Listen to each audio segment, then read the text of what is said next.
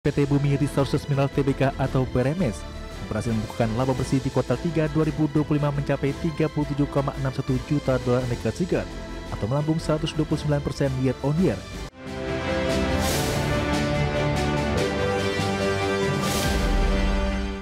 Beralih ke informasi emiten pemirsa, di mana PT Bumi Resources Mineral Tbk atau BRMS mencatatkan kinerja positif di kuartal ketiga 2025. Laba bersih perseroan melambung di 129% secara tahunan dan penjualan perseroan melonjak di 69% secara tahunan.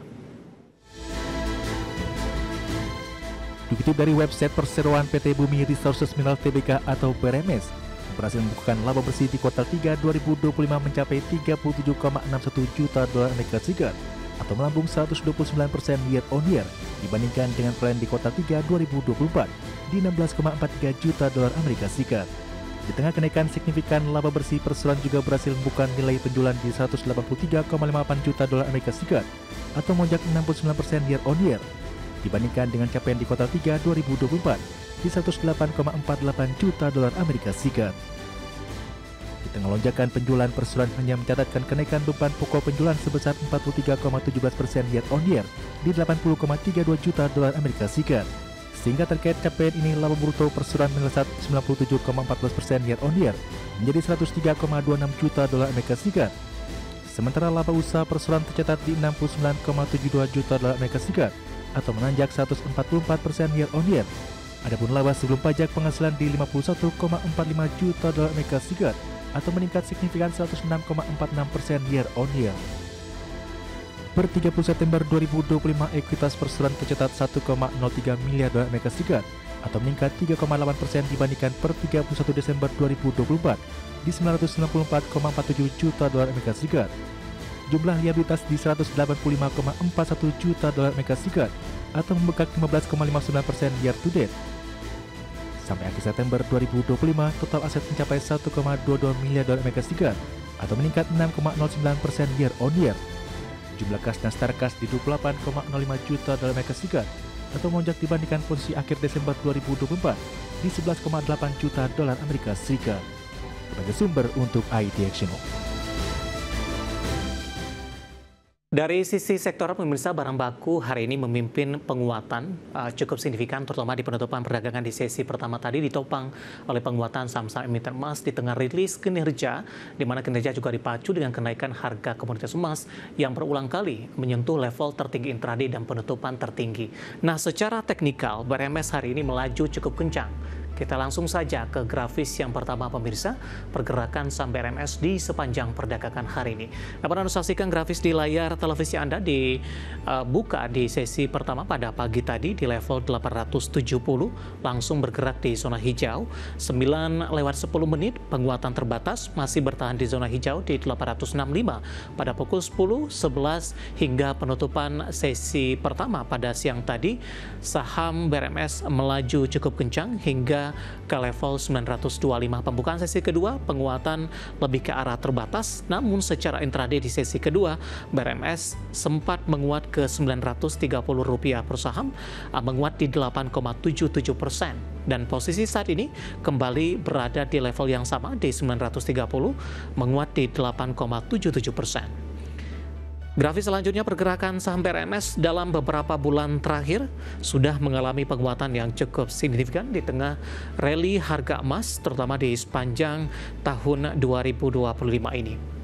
Di perdagangan awal Maret, BRMS masih diperdagangkan di 380, 9 April melemah cukup dalam ke 276 ketika terjadi trading halt. Kemudian Mei, Juni, Juli, Agustus hingga awal September lebih cenderung menguat hingga ke 400-an, namun di sepanjang Oktober mengalami penguatan yang cukup signifikan hingga ke Rp1.090 per saham, meskipun dalam beberapa waktu terakhir lebih cenderung penguatannya lebih ke arah terbatas di 900-an kembali, pemirsa. Dari sisi valuasi dengan beberapa indikator yang ada. Ke grafis selanjutnya kita akan coba lihat posisi dari pairnya, price to earning ratio di 150,61 kali, PSR di 31,36 kali, PBV-nya di 6,21 kali, dan PCFR di 115,44 kali. Ya, kombinasi secara fundamental, teknikal, dan juga dari sisi valuasi, dan semoga bisa menjadi salah satu referensi untuk Anda.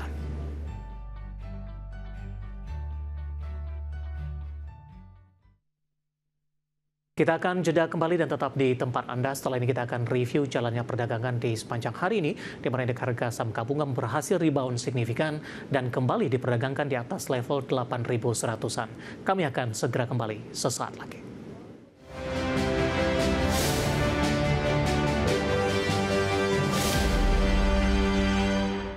Terima kasih untuk Anda yang masih bergabung bersama dengan kami, dan di segmen ini kita akan review jalannya perdagangan di sepanjang hari ini, pemirsa. Dan perlu kami ingatkan kembali, Anda masih bisa berpartisipasi di WhatsApp interaktif di 0851 di 7810 di 4976. Kami ulang kembali di 0851 di 7810 di 4976 seperti yang tertera di layar televisi Anda nantinya. Dan saat ini kami sudah terhubung melalui Zoom bersama dengan Bapak Joshua Marsius yang merupakan Technical Analyst Philips Sekuritas Indonesia. Kita akan langsung apa saja. Halo Pak Joshua, selamat sore. Apa kabar Pak? Kabar baik tentunya Pak.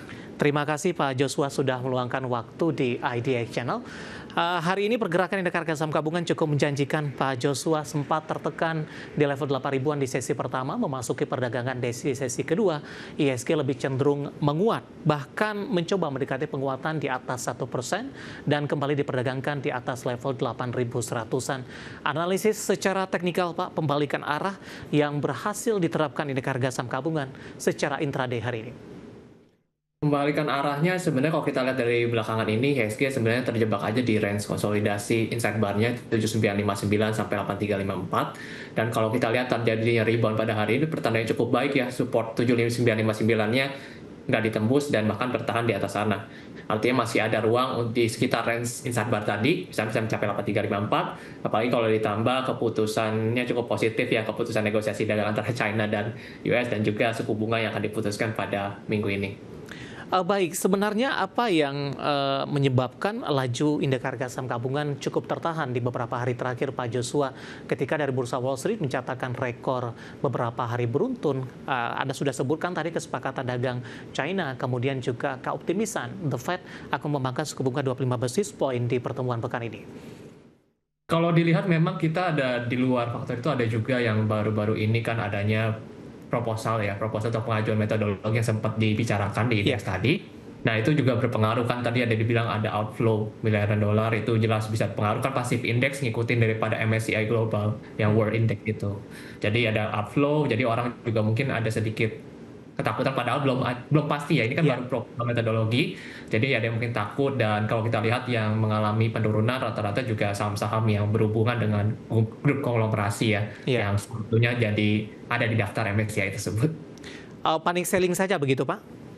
Saya rasa itu jadi kayak respon sesaat terhadap hal yang belum pasti ya, kayak itu normal aja terjadi di market.